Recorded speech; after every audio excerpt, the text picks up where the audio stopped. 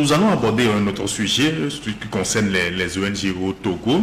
Le 2 janvier dernier, le gouvernement a pris un décret qui fait que les ONG désormais doivent être dans la vision du gouvernement. Les activités des ONG sont contrôlées. Et le 6 avril dernier, ce sont les ministres de l'administration territoriale de la planification qui ont sorti une circulaire qui invite les préfets, les maires, les directeurs régionaux de planification à contrôler les ONG, les activités, à contrôler les activités des ONG. Aujourd'hui, cela va poser un petit souci pour les partenaires qui financent ces ONG, Ferdinand. Un terrible souci, c'est pas un petit souci. Tel qu'on le disait par rapport à la liberté de presse tout à l'heure, on voit bien que l'espace public est en train d'être fermé totalement. Parce que la constitution togolaise garantit le droit à la création d'associations et au fonctionnement des associations. Et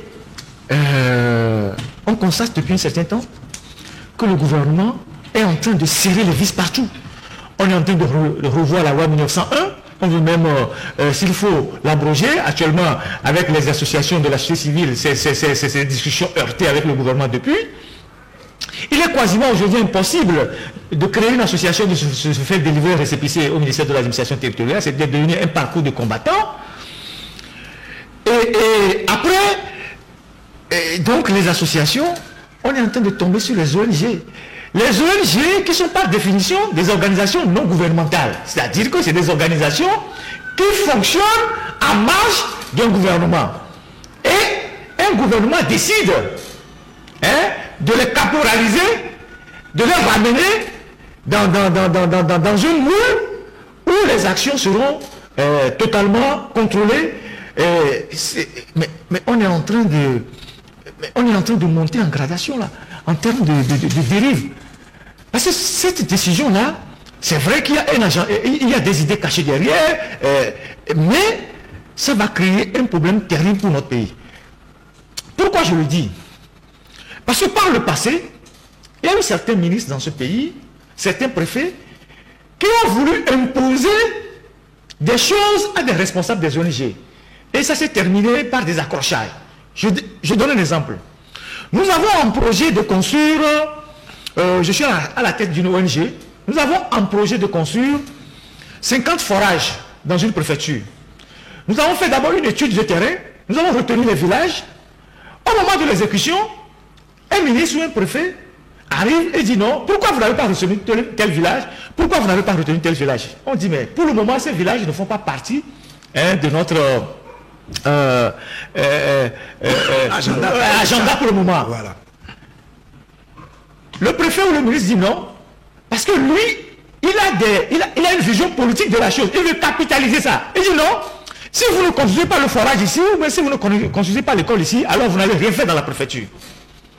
Des choses comme ça se sont passées au Togo ici. Donc, pendant que les ONG n'étaient pas encore sous contrôle, maintenant qu'on a pris une disposition pour mettre les ONG sous contrôle, et qu'on autorise les préfets et les maires à intervenir dans le fonctionnement des ONG de manière à ce qu'ils ramènent les ONG dans la vision de développement du gouvernement, ça veut dire que c'est la porte ouverte à toutes les dérives. Et si vous ne faites pas attention, les ONG qui sont soutenues par des partenaires et dont les projets sont discutés d'abord à l'extérieur, après plusieurs études avant l'implémentation, demain matin, vous allez voir, les gens vont fermer les portes et partir. Parce que personne n'accepterait que, en venant investir dans votre pays ou en soutenant les populations qui sont en difficulté, des préfets dont nous connaissons comment ils se comportent à l'intérieur du pays, et maintenant ajouter aux nouveaux maires qui sont arrivés, commencent pas à s'immiscer dans les affaires des ONG. Vous voyez la préfecture de Tchaoudjo, un peu Kara et la préfecture de Dapaon, c'est la région de Savane plutôt, c'est ces trois régions-là, centrale, Kara et Savane, c'est des zones où il y a une forte concentration, c'est des zones où il y a des fortes concentrations de ONG. Parce que le taux de pauvreté est très élevé dans cette zone-là, surtout Dapaon. Mais si vous commencez par caporaliser les ONG, les gens vont retirer le financement, les ONG vont partir. Donc c'est une disposition liberticide, dangereuse, qui va être contre-productive sur le terrain et qui va créer pas mal de problèmes entre les responsables des ONG et les autorités locales. Vous savez aujourd'hui, par exemple, que les États-Unis l'Union européenne et bien d'autres partenaires mettent beaucoup d'argent pour soutenir les ONG. Si vous commencez pas à faire les dérives là, et les gens disent, bon, nous retirons nos financements, comment vous allez faire? L'État n'a pas les moyens pour construire les écoles, pour faire tout ce que les ONG font. Mais si vous commencez pas à vous immiscer dans ces histoires-là, moi je pense que s'il y a une raison politique qui sous-tend la prise de cette disposition-là, il aurait fallu la prendre autrement que de faire ce qu'ils sont en train de faire là. Ça va créer pas mal de problèmes dans le pays. Et n'oubliez pas que les ONG emploient beaucoup de gens à l'intérieur du pays. C'est une source aussi d'emploi pour le pays. Oui, merci beaucoup Ferdinand. Ce sont les populations de l'intérieur du pays qui doivent être inquiètes parce que quand ces ONG vont fermer leurs portes, les activités, les aides dont elles bénéficiaient, ça va pas. J'avoue que je ne comprends absolument rien à ce qui est en train de se passer. Quel est l'intérêt d'une telle initiative aujourd'hui dans un contexte où tout le monde est préoccupé par le besoin absolu de résoudre le problème de la cherté de la vie, de résoudre le problème de la précarité, de résoudre le problème du manque de production agricole, etc. etc. Et il y a un problème, parce que moi, je ne comprends pas comment un gouvernement peut mettre un point d'intérêt particulier à suivre ou à téléguider les actions des ONG, pendant que le vrai problème est là, la société est en train de suffoquer et elle se plaint à tout point de vue de ses conditions d'existence elle-même. Or, les ONG, je pense que Ferdinand a eu à faire un développement suffisamment clair.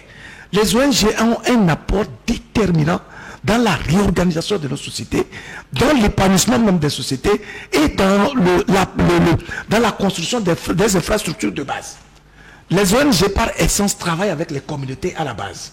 C'est une vraie source d'emploi, comme il a dit, mais c'est au même moment une vraie source qui permet de réorganiser notre société à la base. Maintenant, les gouvernants sentent le besoin de téléguider, de caporaliser, comme il a dit, ou même de contrôler les actions des ONG, des organisations non gouvernementales. À l'international, les partenaires en général ne travaillent en vérité qu'avec des gens qui n'ont pas d'acquaintance avec l'État. Pour la simple raison qu'ils savent que lorsque l'État se mêle à ce genre de trucs, c'est qu'il y a un calcul politique qui s'y mêle. Et les calculs politiques ne sont pas toujours en faveur de la population. Parce que le dirigeant qui tient à son fauteuil, sa préoccupation c'est de faire ce qui doit être fait pour qu'il soit maintenu dans son fauteuil, pendant que la préoccupation de la population, c'est son épanouissement.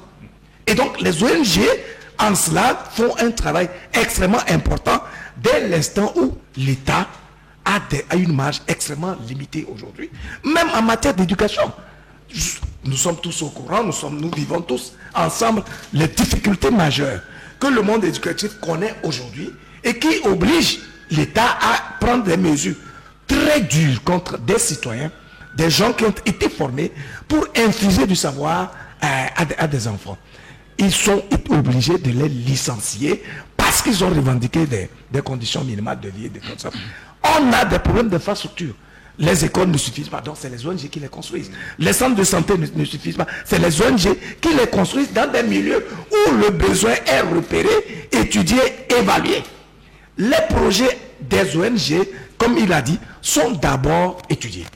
Ensuite soumis à des partenaires qui, eux, font leur enquête pour s'assurer de la véracité des éléments évoqués avant d'injecter les ressources.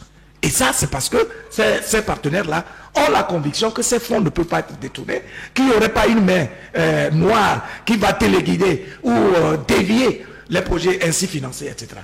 Qu'est-ce que l'État cherche dans l'organisation des ONG, dans la vie et le fonctionnement des ONG? Je veux bien qu'on motive les décisions. Mais le problème qu'on a en général, c'est que nos gouvernants ont tendance à prendre des décisions sans les motiver. Oui. Qu'ils nous expliquent ce qui fonde l'irruption de l'État dans le mécanisme de fonctionnement des ONG. Les ONG ont causé quel tort au peuple togolais ou même à la gouvernance d'État elle-même. Pour que l'État, les ministres prennent leur temps à vouloir prendre des décisions qui vont les amener à contrôler des ONG dont le mécanisme de fonctionnement est bien connu de tout le monde. Ou bien nous avons des ONG particulières au Togo avec un système de fonctionnement qui est autre que ce qu'on connaît au plan international et de façon universelle. Si ce n'est pas le cas, mais quel est le problème à vrai dire? Moi j'ai l'impression qu'on a la tendance à surfer sur du superficiel sans nous en tenir aux problèmes les plus cruciaux.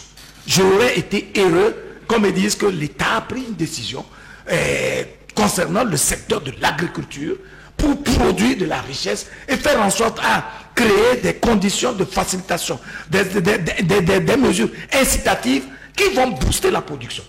Mais qu'on me dise que les ministres ont réfléchi, tellement réfléchi, qu'ils se sont dit qu'il faut que les ONG comptent avec eux. Sinon, il ne faut pas que les ONG aient le sentiment que c'est libre, ils peuvent faire ce qu'elles veulent.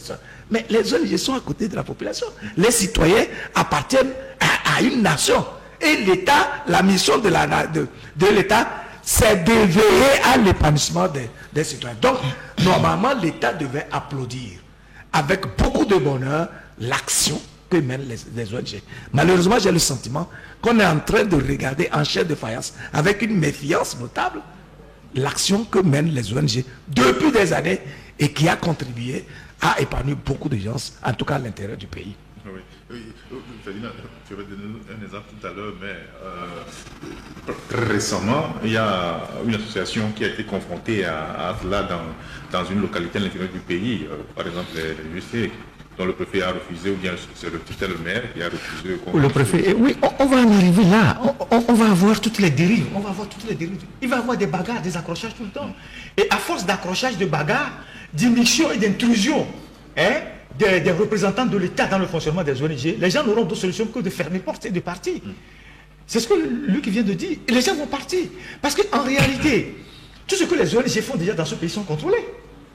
Mais oui. Tout ce que les ONG font déjà dans ce pays sont contrôlés. Qui fait quoi dans ce pays qui n'est pas contrôlé? Même si vous avez un virement d'argent, l'État le sait. Parce que l'État contrôle les banques, les transactions sont connues. Il y a le scientifique qui regarde.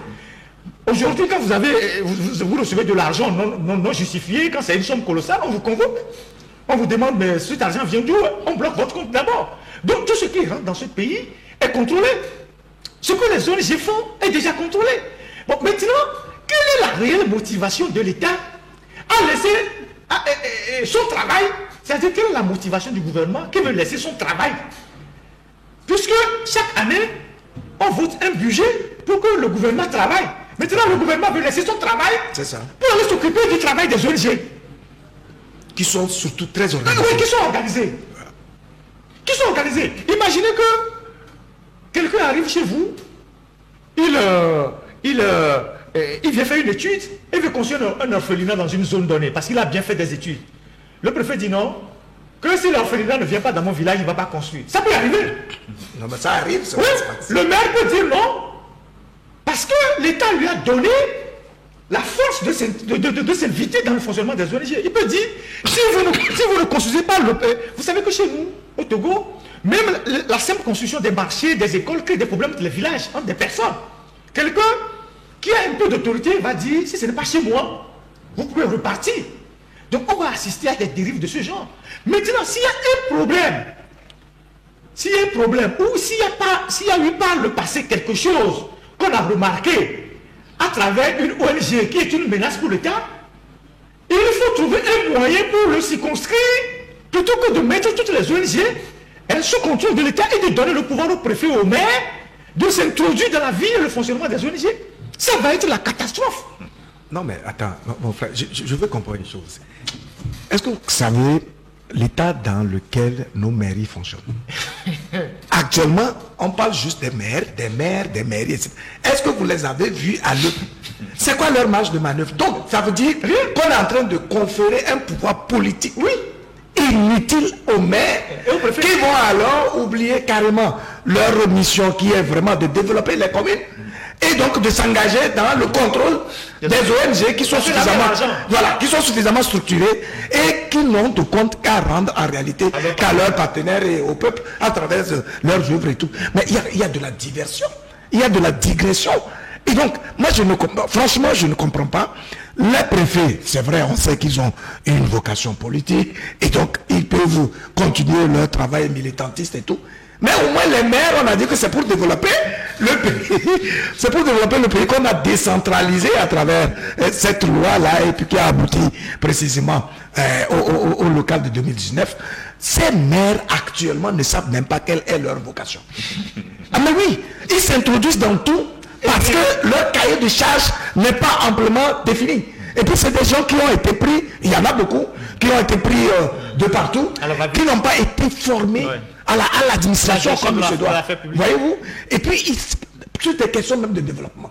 Et donc, ils doivent pouvoir réfléchir pour pouvoir mettre sur pied des projets et chercher des financements, peut-être avec l'appui des ONG en question, plutôt que de chercher à les contrôler. Eux, ils vont se battre pour chercher les ressources au plan international, en vue de porter une assistance directe à la population à la base. Et voilà le maire qui va faire irruption pour dire ah non, non, si je ne signe pas ici, si je n'autorise pas tel, vous ne pouvez pas réaliser. Mais c'est quand même incroyable.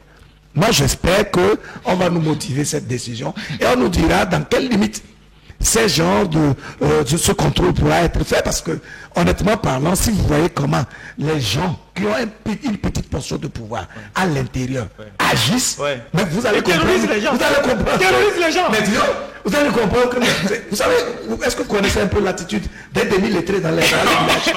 Mais c'est un peu ce que nous vivons. Mais c'est ça. Honnêtement parlant, nous ne souhaitons pas avoir ce genre de situation, parce qu'en fait, l'aspiration profonde de l'ensemble du peuple, c'est de pouvoir être transformé de façon progressive, tendre vers la modernité dont nous avons parlé, faire en sorte que la société puisse évoluer et sur des bases saines. C'est pas la peine de prendre des mesures liberticides, des mesures qui donnent le sentiment qu'il n'y a même pas de confiance entre les gouvernants et les gouvernés. C'est-à-dire qu'on est dans une logique permanente de contrôle de tout le monde. Alors qu'en fait, l'idéal, c'est de laisser les gens soient libres et qu'ils comprennent par eux-mêmes leurs responsabilités dans le projet de construction d'une nation. Mais si vous êtes là à étouffer tout le monde, à les contrôler, à faire en sorte, ça veut dire que c'est vous qui avez la science infuse et c'est vous qui donnez toutes les directives à partir desquelles le pays sera. Mais la preuve, c'est que nous avons quand même un pouvoir qui fait plus de 50 ans. Mais voilà, nous avons décrit quand même la situation de notre ville. Nous avons décrit un certain nombre de mots qui nous minent. Ça veut dire quoi? Ça veut dire tout simplement que c'est parce qu'on n'a pas libéré les énergies. C'est parce qu'on n'a pas laissé tous les citoyens... Le génie créateur du Congolais n'est pas libéré. Tous les esprits doivent pouvoir se manifester dans la mesure de leur capacité pour que tout le monde puisse contribuer à la construction de la nation, c'est tout. Voilà, merci beaucoup Luc. À travers ton développement tout à l'heure sur les maires, je comprends qu'il y a des maires qui s'ennuient dans leur mairie. Absolument. Je comprends. Beaucoup de choses. Et ça tombe sur l'agriculture. Oui, exactement, c'est la question que j'allais te poser. Voilà. Il y a des ONG qui aident les groupements agriculteurs pour pouvoir renforcer leur production. Mais qu'est-ce que les ONG font dans notre pays? C'est l'éducation, c'est la santé, c'est l'agriculture. C'est aussi d'ouvrir des voies pour les villages. Mais lorsque vous allez dire à des préfets, à des maires de s'inviter dans la session des ONG, mais ça va être la bagarre tous les jours. Comme Luc vient de le dire, vous savez comment les préfets exercent le pouvoir à l'intérieur du pays? C'est des petits Mussolini. Il peut appeler un coordonnateur d'une ONG pour dire, moi je veux que dans ma localité, c'est ici que vous allez implémenter le projet. Si pas ça, vous ne passez pas. Mais et puisque l'État lui a donné l'autorité, il va bloquer ça. Surtout quand il doit donner une autorité. Oui, il va bloquer ça. Et c'est dangereux même pour le pays. Et donc, l'agriculture, parlons-en. Aujourd'hui, avec toute la crise mondiale qui est devant nous, la guerre en Ukraine, les conséquences, et les conséquences ne sont pas qu'au Togo, un peu partout dans le monde, on est en train de rentrer dans une crise alimentaire mondiale. Le pire est devant nous. Et maintenant, tous les pays ont compris que nous ne pouvons plus continuer par dépendre de l'extérieur. Les gens sont en train de prendre des mesures pour être plus ou moins autonomes de produire eux-mêmes. Et ça relance la question au Togo de notre production. Qu'est-ce que nous produisons? Est-ce que nous en produisons suffisamment assez pour nourrir nos citoyens? Combien nous importons? Quand on vous dit que des pays africains importent jusqu'à peut-être 80 milliards de riz par an, le Togo, je ne sais pas quelle proportion, j'ai vu des chiffres du Cameroun, je suis tombé à la renverse. C'est ces 80 milliards qu'on injecte dans l'importation du riz Si le Togo est par exemple à 50 milliards, avec les 50 millions, on peut soutenir l'agriculture. On peut soutenir l'agriculture. Et ça, ce n'est que le riz. Après, vous importez tout, les tomates, tout. Mais vous ne produisez pas assez. Parce qu'il n'y a pas de mesures incitatives. Aujourd'hui, les jeunes n'ont pas de raison de rester dans les villages. Les gens désertent les villages. Parce que tout le monde a besoin d'aller prendre une moto Haoudjou pour faire Zémidia. Parce qu'en faisant le Zémidia, ou en venant à Lomé pour faire Olé, en 2-3 mouvements par jour, vous avez 2000. Mais quand vous restez au village, vous plantez, je ne sais pas, le manioc, il faut compter 6 mois, ou je ne sais pas combien. Si vous plantez le maïs, il faut compter 4 mois pour récolter. Donc c'est ça le débat qu'il faut faire, pour voir comment est-ce qu'il faut prendre des mesures pour encourager les gens à retourner à la terre. Il y a des pays qui font des efforts. Au Ghana, par exemple, il y a une banque agricole qui accompagne les agriculteurs. Et chaque année au Ghana, on fait de grands événements pour récompenser les meilleurs agriculteurs par région. C'est des mesures incitatives. Les gens reçoivent des tracteurs, les gens reçoivent de l'argent, les gens reçoivent même des bourses pour leurs enfants si tu as été meilleur agriculteur. Ça incite le voisin à produire plus. Et puis on définit ce que nous voulons produire. Qu'est-ce que nous voulons produire pour nourrir nos populations? Est-ce que nous allons continuer par produire pour nourrir l'extérieur, l'économie extérieure, comme le colon nous l'a imposé depuis la nuit des temps? On continue de faire du café, du cacao, du coton, aujourd'hui du soja, aujourd'hui pour nourrir les choses à l'extérieur, où on doit produire pour nourrir nos populations. Nous sommes en train de rentrer dans une crise grave alimentaire. Il y a un sommet là qui se tient en Côte d'Ivoire là, sur la COP 15 là, avec la désertification. Les voyants sont rouges. Les voyants sont rouges. Pourquoi par exemple chez nous, tout a augmenté? Tout a augmenté parce que d'abord le fret maritime a augmenté. Y compris aussi le fret aérien. Le fret maritime parce que la guerre en Ukraine a créé tout un bouleversement mondial au niveau des grands armateurs. Et le fret maritime a pratiquement doublé. Le carton de spaghettis qu'on achetait à moins de 4 000 aujourd'hui presque à 6 000 ou à 7 000. Et vous savez qu'à la douane togolaise aussi, on a augmenté les frais de douanement. Parce que parfois ça a doublé. Il y a des gens qui ont des conteneurs qui sont actuellement bloqués au port, des gens qui font dans le groupage des marchandises, c'est-à-dire que vous êtes un petit opérateur économique, les gens vous apportent des marchandises, vous faites un conteneur, vous arrivez au Togo, chacun vient, on reprend son carton. Les gens qui faisaient 3 millions de paiement de taxes douanières, les gens sont arrivés récemment, on a calculé jusqu'à 10 millions. Les gens n'ont pas d'argent pour payer. Et ça, les gens ne le voient pas. Et donc, il va arriver un moment où on va voir toutes des difficultés. En Europe, il n'y a plus d'huile dans les magasins, y compris les États-Unis. Parce que des pays comme l'Ukraine, tout ça, produisent beaucoup d'huile de colza, de tournesol et tout ça.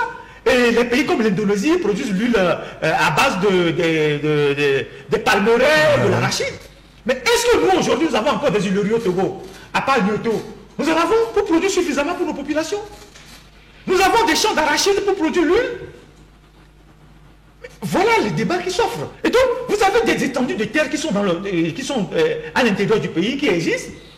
Il y a des spéculateurs fonciers qui sont là, qui achètent 500 hectares, ils bloquent, il est content, il bombe le temps, j'ai des terrains, si tu vas à Notien, j'ai 500 hectares, si tu vas à Balou, j'ai 1000 hectares, ils ne les cultivent pas. L'État n'a pas une politique pour réquisitionner ces terres-là et en faire une collectivisation, par exemple, comme on en a connu dans d'autres pays, et pousser les gens à cultiver. Nous n'avons pas la maîtrise de l'eau. Même les pays sahéliens ont la maîtrise de l'eau. Les gens ont créé des grands barrages pour retenir de l'eau. Et pendant la saison sèche, ils font des cultures de contre-saison. C'est le Burkina qui nous envoie la tomate, qui nous envoie les pastèques, l'oignon. Et le Niger nous envoie l'oignon, tout ça. Comment se fait-il qu'eux, ils arrivent à produire? Et nous qui avons une pluviométrie clémente, nous n'arrivons pas à produire. Vous savez qu'à un moment donné, l'agriculture ne dépend plus de la pluviométrie parce qu'en réalité, le changement climatique est en train de bouleverser les normes. Donc il va falloir trouver des mécanismes pour produire. Donc nous sommes là à naviguer à vue. Les milliards qu'on injecte dans l'agriculture finissent dans les séminaires de formation, les renforcements de capacité. Le chef de projet lui-même, il prend une voiture, il achète des ordinateurs, il prend des billets d'avion classe affaires et à la fin, on dilapide l'argent dans les hôtels et l'argent ne va pas aux agriculteurs. Donc il y a fondamentalement des décisions à prendre. Sinon, d'ici quelques années là, la famine va se répandre dans nos pays. Les gens ne vont pas comprendre ce qui se passe. Puisque la crise est déjà annoncée, elle est devant nous. on a déjà les répercussions. Et donc, chaque pays aujourd'hui doit prendre des mesures incitatives pour que les gens aillent vers l'agriculture. Créer des conditions, comme Luc a l'habitude de le dire, pour que ceux qui ont envie de faire l'agriculture fassent véritablement l'agriculture. Et ça, c'est l'État qui doit créer ces conditions-là. Les intrants, vous savez que la Russie, l'Ukraine sont de gros pays producteurs des intrants. Aujourd'hui, il y a fondamentalement un débat sur les intrants. Tout ça, aujourd'hui, il faut avoir des gouvernants qui prennent la mesure de la situation et qui anticipent les crises qui sont devant nous. Merci Ferdinand. Mais les enjeux, ils sont sérieux. Et pourtant, ce ne sont pas des projets qui manquent dans l'agriculture. Bien sûr, non, on en a beaucoup. Ici, c'est des projets qui ont été annoncés, des investissements annoncés. On nous avait dit que la plaine de Meaux avait un projet énorme. La plaine de Diablé, tout ça, les Chinois allaient même venir faire la riziculture. Après de 300 milliards, on nous a beaucoup annoncé des choses. Mais dans le réel, il y a un problème. Et c'est pour ça que je ne comprends pas l'engagement aussi ferme de l'État à vouloir contrôler tout le monde, plutôt que de laisser, de libérer les énergies, de créer des conditions, le cadre incitatif nécessaire pour la production, aussi bien agricole qu'autre chose. Mais tout ce que nous portons, tout ce que nous consommons en termes d'habits, de consommation dans la bouche, jusque dans nos slips, même nos slips. Mais à quel niveau se situe alors notre indépendance? Il y a un problème. Donc moi je pense que franchement, il faut un minimum de confiance. C'est-à-dire qu'on ne peut pas gouverner des gens sans créer les conditions de confiance mutuelle. Si les gouvernements sont obligés aujourd'hui, à chaque fois, de vouloir s'immiscer à tous les niveaux, de contrôler tout, et de vouloir voir qu'est-ce que celui-ci fait, celui-ci ne fait pas, et tout ça, ça veut dire qu'il n'est pas en confiance. Or, sans ce phénomène, ce capital essentiel, confiance, on ne peut rien développer. On ne peut pas mettre la population dans les dispositions nécessaires pour que celle-ci s'engage à travailler pour le bien commun. Donc, ça veut dire que tout simplement, aujourd'hui, il y a une déviance par rapport aux objectifs qu'un gouvernement peut se fixer. Plutôt que de s'engager véritablement à prendre le taureau par les cornes concernant les défis réels qui permettent d'organiser la société, d'assurer son épanouissement, on a le sentiment que nos gouvernants sont dans la diversion totale, avec des questions, des sujets tels que celui-là que nous venons de traiter concernant ce besoin de s'immiscer dans la gestion des ONG. Mais ça me cause un problème.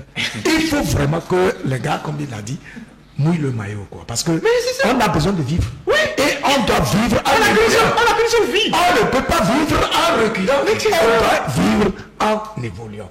Et ça, c'est l'État, c'est les gouvernants qui doivent faire preuve de vision, de leadership, en développant un regard bienveillant sur chaque citoyen, plutôt que de le regarder avec méfiance, avec condescendance, avec arrogance, avec mépris, et même de vouloir museler toute dynamique unitaire. Mais l'unité, la solidarité, la complémentarité, ce sont des valeurs qui caractérisent la vie sociale. Si les gouvernants ne travaillent pas pour promouvoir ces atouts et ces valeurs-là, qui permettent vraiment à une société de se sentir à l'aise, de vivre en confiance et de sentir le besoin de participer à la création de la richesse nationale. Je suis désolé, mais nous allons naviguer à vue, mais nous allons très dangereusement reculer et je pense que nous y sommes déjà. Il va falloir se ressaisir au plus tôt. Merci beaucoup. Oui, juste quelques mots. Comment se fait-il que 60 ans après les indépendants, bien 62 ans, on continue de voir des gens dans les localités cultiver avec la roue et le coupe-coupe. C'est un cultivant avec la roue et le coupe-coupe, donc sur des terres qui ne sont pas assez étendues, que vous allez nourrir les populations. Vous voyez bien dans les pays développés, quand on veut faire de l'agriculture intensive, c'est sur des kilomètres. Parce qu'on a besoin de nourrir les gens. Mais l'activité économique. Mais attends, parce qu'on doit nourrir les gens. Mais vous savez que par exemple à Lomé ici, il y a quelques semaines, le banane plantain était introuvable. Dans tous les marchés. Comment se fait-il que nous avons une pluviométrie disponible et que dans toute la région des plateaux, on n'est pas encouragé des agriculteurs à cultiver sur des étendues assez, je ne sais pas comment dire ça, vastes, du plantain. À partir du moment où on sait que les Togolais aiment le plantain. Mais la banque agricole qui nous avait été annoncée. Dans les 20 plus de fort, c'est devenu 20 moins.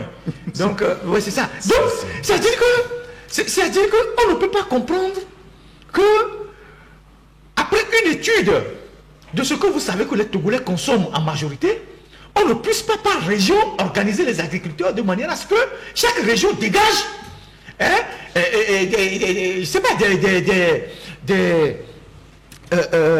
un stock agricole, une production agricole assez suffisante pour nourrir les populations et atteindre l'autosuffisance alimentaire. Ce n'est pas en cultivant l'anacarde, comme les gens achètent les terres aujourd'hui pour le faire, en cultivant tous les produits qu'on envoie à l'extérieur, qu'on va nourrir les Togolais. Aujourd'hui, nous sommes dans la crise. Et nous sommes dans la crise, on va y rester peut-être pendant longtemps. On ne sait pas quand est-ce qu'on va s'en sortir. Et donc là, il y a fondamentalement, ce n'est pas un baron qui va acheter 100 hectares quelque part, un fonctionnaire qui va acheter 10 hectares quelque part, le week-end, il prend ses amis, il va à la ferme, on tue un mouton, voilà, on fait la fête. Ce n'est pas avec ça. Ce n'est pas ces fermes à taille réduite là que vous allez cultiver et nourrir la population. On était 5 millions d'habitants, nous en sommes aujourd'hui à 8 millions. Et chaque fois ça va augmenter. Et toutes ces bouches là, il faut les nourrir. Comment vous allez faire? Comment vous allez faire? Donc il y a fondamentalement une réflexion qu'il faut mener sur la question de l'agriculture dans notre pays, dégager une vision, mettre les moyens, orienter les agriculteurs et créer les conditions de manière à ce que les agriculteurs ne soient pas obligés de quitter les villages. Les gens quittent les villages, pourquoi? Parce qu'il veut avoir un téléphone WhatsApp. Il veut aller être en ville regarder le match Manchester. Je ne sais pas.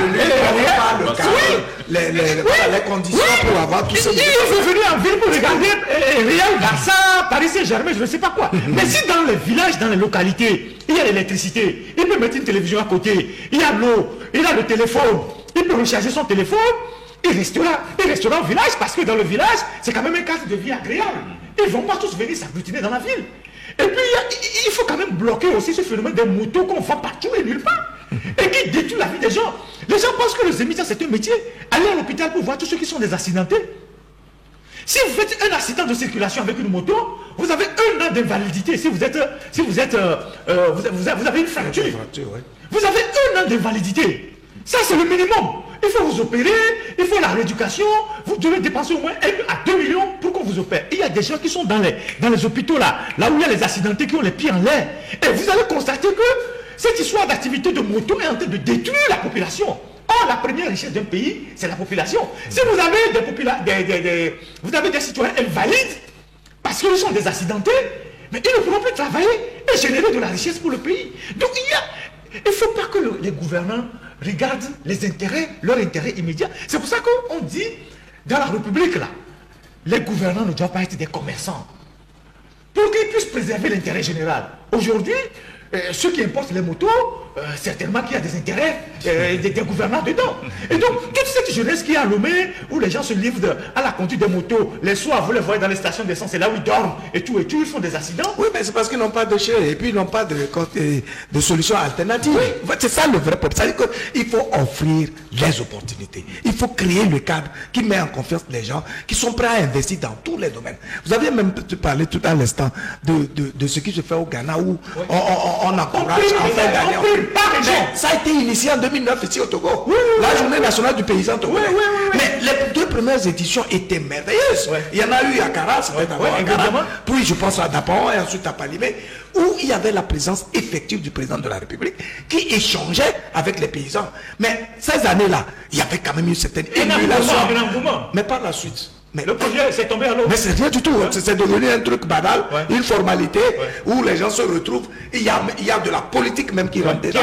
Au point où on ne prime plus les meilleurs, on essaye de... Voilà, c'est toujours des calculs et tout. Mais on est trop petit d'esprit. Nous avons un esprit verrouillé. Il faut le libérer et comprendre que nous devons amorcer une dynamique solide de construction d'une nation qui fait notre fierté. Parce que, mais à quoi cela nous sert-il d'exister et de ne faire que subir la vie plutôt que de l'impacter? Parce que la vocation de l'être humain, quand même, c'est d'impacter son environnement. Nous ne sommes pas des animaux qui subissons, qui vivons à l'état de la nature. Donc, nous avons des atouts.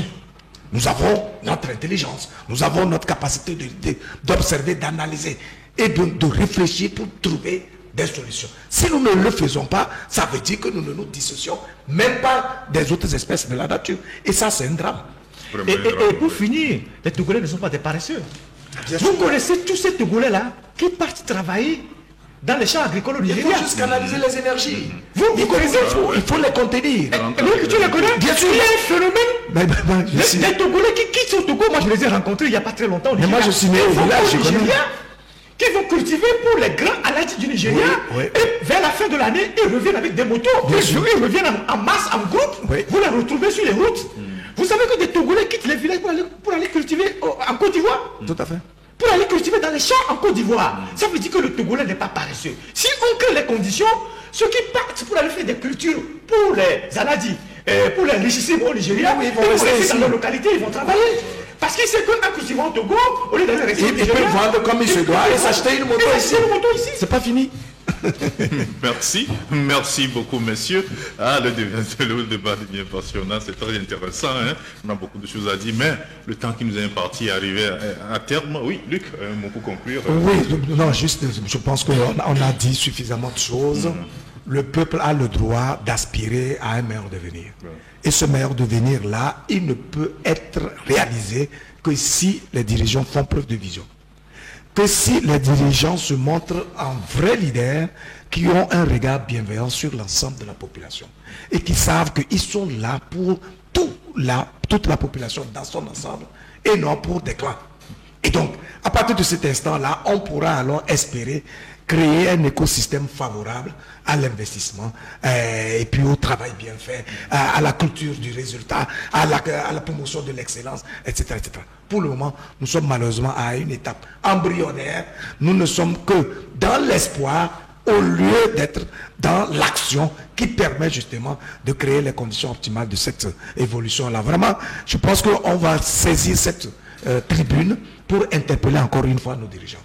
Nous aspirons à avoir un pays organisé, assaini, où la vie humaine est respectée et elle est promue. Parce que si ce n'est pas le cas, et si les dirigeants eux-mêmes multiplient des actions qui musellent la population, ça veut dire qu'on va justement marcher à reculons, comme on le constate par rapport à nos villes, par rapport à notre agriculture, par rapport à beaucoup d'autres domaines qui donnent le sentiment qu'on ne fait pas seulement du surplace, mais on est en train d'aller dans le précipice lui-même. Merci beaucoup, Luc. Oui, Ferdinand, un mot conclusif. Je pense que l'essentiel a été dit, tout a été dit. J'ajouterai qu'il faut sortir de la culture du chef. Le chef omnipotent, omniscient, qui décide de tout, qui veut tout contrôler, pour devenir le leader. Le leader qui organise la société. Parce qu'un chef est différent d'un leader. Absolument. Le leader qui organise la société, qui a une vision, qui a des objectifs, qui se dit... Qui aime son peuple. Qui aime son peuple, qui se dit, d'ici 5 ans, 10 ans, 20 ans, je souhaiterais que mon peuple ressemble à ça. Nous avons des dirigeants qui voyagent beaucoup. Ils aiment les bonnes choses. Ils découvrent des choses dans les pays qu'ils visitent. Pourquoi ils ne peuvent pas sortir de leur sommeil pour se mettre au travail, retrousser les manches comme Luc l'a dit, et travailler pour que leur pays ressemble aussi au pays qu'ils visitent. Les Togolais ont le droit aussi. Aujourd'hui, les jeunes, les enfants ont des téléphones intelligents. Ils ont les éléments de comparaison. Quand on fait une autoroute au Ghana, le Togolais à Lomé le voit. Quand on fait une route à Dakar, le Togolais le voit. Il aspire à avoir les mêmes infrastructures chez lui. Donc, on n'est plus là pour réinventer la roue. Tu es là déjà. Si tu n'es pas intelligent, tu peux copier le voisin. Les Chinois ont appliqué cette théorie pour être là où ils sont aujourd'hui. Je ne sais pas si vous voyez. Et donc, nous profitons de cette tribune-là pour interpeller nos dirigeants, pour interpeller leur côté patriote. Il faut être fondamentalement patriote, s'engager à développer son pays, plutôt qu'à naviguer dans les camps, à amasser les richesses, et puis à laisser le pays totalement dans la désorganisation. Et aujourd'hui, le Togo, excusez-moi, on est un pays, mais on n'a pas un pays organisé. La preuve, on vient de décrire la ville de Lomé, décrire les villes de l'intérieur, décrire même notre cadre de vie de tous les jours. Il n'y a rien d'agréable. Donc il y a fondamentalement une prise de conscience qu'il faut pour nos dirigeants. Le dire n'est pas de les offenser, mais c'est de les interpeller pour que vraiment ils se mettent véritablement au travail, libérer les énergies. Vous ne pouvez pas avoir une diaspora aussi dynamique que celle du Togo, avoir plus de 2 millions de compatriotes dehors, avec autant d'expérience. Parce que les Togolais sont partout, il y en a qui sont en Europe, aux États-Unis, en Chine, chacun avec ses expériences, et ne pas avoir l'intelligence nécessaire pour développer votre pays. Vous savez pourquoi les États-Unis sont toujours puissants? Parce qu'ils ont une melting pot. Voilà. Ils ont tout le monde sur le territoire. Et donc toutes les intelligences sont réunies aux États-Unis. Et tant qu'ils seront comme ça, ils seront puissants. Et donc nous avons des gens qui sont partis apprendre à l'extérieur, qui sont partis à l'extérieur pour de multiples raisons. Il est temps de récupérer cette richesse-là, que chacun rapporte son intelligence au pays pour développer le pays. Et ça, on ne peut que le faire dans un cadre assaini, avec des dirigeants qui ont une vision, plutôt que d'avoir des chefs qui s'accrochent à leur titre. Oui, à leur titre. C'est ça. Merci beaucoup. En tout cas, ça ne fait pas honneur d'être un chef du village, quand vous-même vous croyez que vous dirigez un pays. Voilà. Merci, chers invités. Merci, Ferdinand. Aujourd'hui, ça a été un long parcours de combattant. Il a fallu faire toute cette longue mise au point là avant de faire l'émission. Et il y avait aussi le bouclage à faire. Il y a quoi? La batterie. Il change et puis voilà. Tu conclus. En cours d'émission. Ouais, aujourd'hui ça a été tellement long. Non. Ah, ok. Merci, chers invités. Non, on doit te mettre. Ah, ok. Le réalisateur de... C'est bon maintenant? C'est bon? Merci, chers invités. Merci. C'est bon. Je rappelle que Ferdinand était il a l'éditeur de publication du journal L'Alternative. Merci d'être passé dans cette émission. Il n'est pas un chef. Vraiment, il n'est pas un chef. Comme il est leader, le journal survit toujours. Voilà, en tout cas, c'est un plaisir. Merci beaucoup. Toutes les fois que nous avons l'occasion de pouvoir partager nos idées, nos pensées, on le fera avec plaisir. Voilà, merci aux techniciens, à Marc Kazamba, à son assistant Henri Bassako. Merci aux stagiaires Martine Adodo, Félicité Dogbé et Jean-Claude Tété Lawson Body. Merci à vous tous, merci à vous qui nous avez suivis et à la prochaine.